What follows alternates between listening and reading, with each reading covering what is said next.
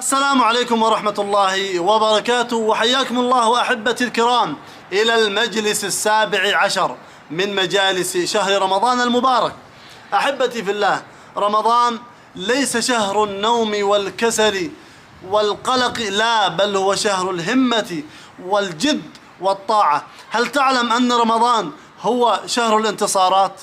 وأن أهم وأعظم هذه المعارك التي حصلت في رمضان في السنة 2 من الهجرة هي غزوة بدر الكبرى، وهي الفاصلة التي فصل الله بها بين الحق والباطل، والتي نصر الله بها نبيه وأيده.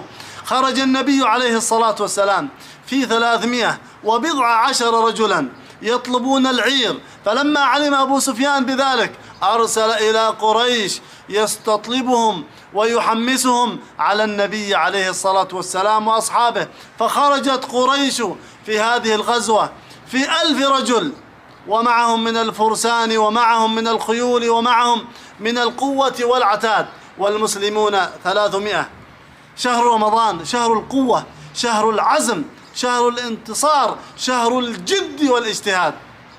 وقعت هذه المعركة بين النبي عليه الصلاة والسلام وبين قريش معركة حامية الوطيس، قتل فيها 70 رجلا من قريش وأسر 70، وانتصر المسلمون في هذه المعركة وهذه الوقعة العظيمة التي وقعت بين الإسلام والكفر. نستفيد من هذه الغزوة في رمضان أن نجد ونجتهد، ونعلم أن رمضان شهر الانتصارات، شهر علو الهمة، شهر الجد والاجتهاد والمثابرة والمسابقة والمسارعة إلى الخيرات والتزود من الحسنات والأعمال الصالحة والخيرات في هذا الشهر الكريم. ولا عزاء للنائمين والكسالى والمثبطين والكاسلين عن الأعمال الخيرية وعن الجد والاجتهاد.